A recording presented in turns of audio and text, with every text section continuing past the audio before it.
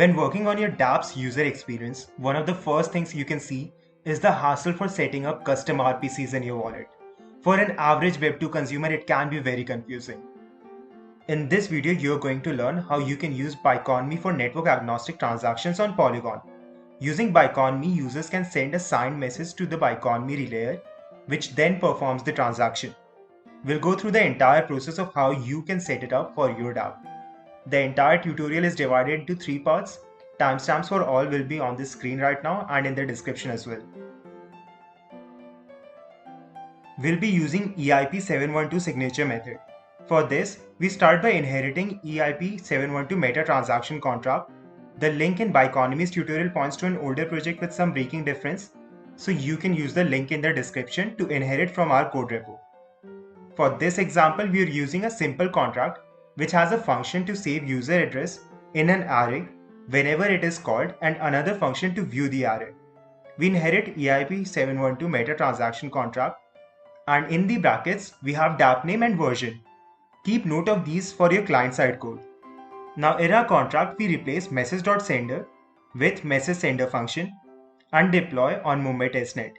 We are using Remix for this tutorial, but the process remains same for whichever medium you choose to deploy your contract with. Go to biconomy.io, alternatively the link will be in the description as well. Click on Start Building Now. If you already have an account, you can simply log in or else enter your email ID and password to create an account. After that, you will be required to verify your email, so go do that. Now we are going to register a new dApp, so click on the Register button. Now fill in your dApp name, select Network as Matic Testnet and click on Create. Click on Close and the page should refresh.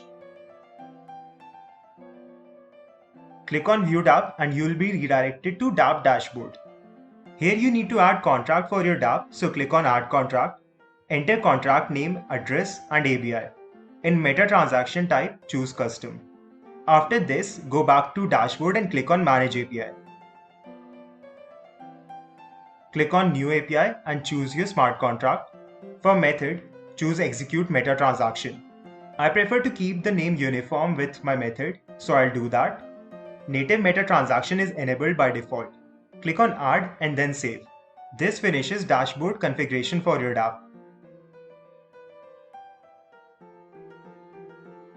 We have set up React project and then installed Web3 and Mexa SDK. Command should be on your screen, so go ahead and do that. We will be using Web3.js for this tutorial, but Biconomy's website offers Ethers version as well, so you can check that out. Link for the entire code along with other resources should be in the description. If you want, you can copy paste that in your project and follow along with the tutorial as well. First, we create a JSON file and paste our contract ABI in it. Now in app.js, we clear out everything except function app and the outermost div in return. We'll import useState and useEffect hooks as well as Web3 and Biconomy packages along with our ABI. We start by initializing some constants, add in domain type,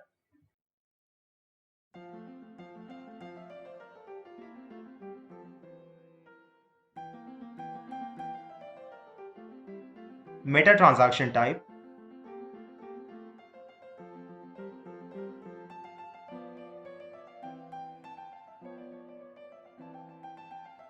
and domain data. In domain data, add name and version as per your contract and add your contract's address for verifying contract. Let everything else be as it is.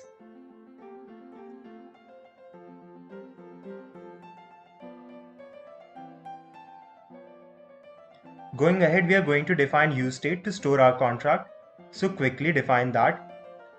Now we define useEffect. This will be called at the time of first render of your page, so we want to do all the initializations here. We do a window.ethereum check to see if the user has MetaMask. Then we define Matic provider that gets provider using Mumbai testnet's RPC URL. Now we need to define Web3 object based on that provider and API key that you get from Biconomy dashboard. So go to your dashboard and copy this key and paste here. We also create a wallet Web3 object from current provider, which we'll use to sign message later. Now for the next steps, we want Mexa to be initialized first, so from Biconomy's documentation, copy Mexa initialization code. Inside biconomy.ready, add await window.ethereum.request ETH_request accounts. We are using this in place of ethereum.enable, which has been deprecated. Now define contract using Biconomy Web3 object and set contract state. In biconomy.error, you can handle error while initializing Mexa. For now, I'm just going to console log the error. Next, we define async getAddress function, which is specific for this tutorial and is the same as simple Web3 call request. Now we define async on button click meta function. This function will handle the meta transaction on your frontend. We first call getNonce method from our contract with user address as parameter, and then we define function signature. We didn't have any parameters in our function, but if you do, you can pass them here. Now you can directly copy the rest of this function, handle different messages as per your liking. This part of the function handles getting the user to sign the message through MetaMask and then sends execute meta transaction function through Biconomy relayer, after which we handle possible results.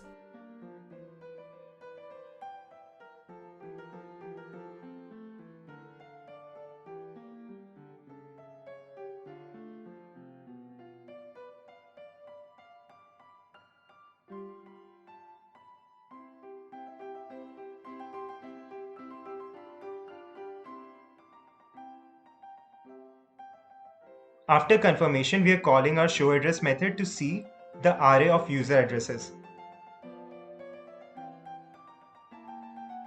In return, inside div, we define a button component and onClick call our onButton click meta function. I'll quickly scroll through the entire code one more time.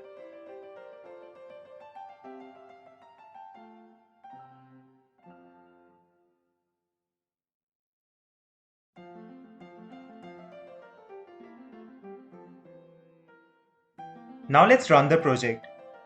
For this, go to your command prompt and write yarn start. This should start a development server on your local host. On the front-end side, we only have a button and most of our messages will be shown on the console. So we click on the button and as you can see, currently we are connected to Govan network. But we will still attempt to interact with our contract on Mumbai testnet. MetaMask will prompt you to sign the message, do that, and wait for a few seconds. If you've done everything right, your transaction will go through and you'll get the transaction hash in your console. If you've been following this tutorial, you will also get the array list. You can check the transaction hash on Block Explorer, and this transaction will also be visible in your Biconomy dashboard. That will be all for this video, and we'll see you next time.